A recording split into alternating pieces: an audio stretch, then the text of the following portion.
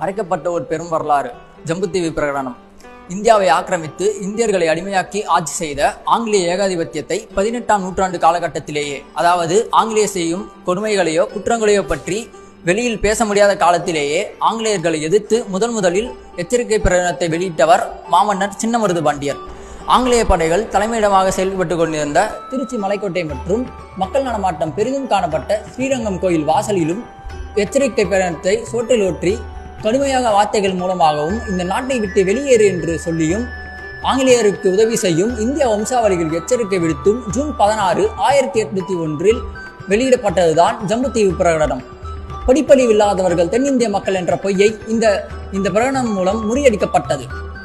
ஜம்புத்தீவு பிரகடனத்தில் உள்ள சிலிர்க்க வைக்கும் சில வரிகள்: ஒருவன் 100 ஆண்டுகள் வாழ்ந்தாலும் அவனுடைய இறப்பு உறுதியானது, ஆனால் சூரியனும் சந்திரனும் ஈட்டிய புகழ் உளமட்டும் நிற்கும்.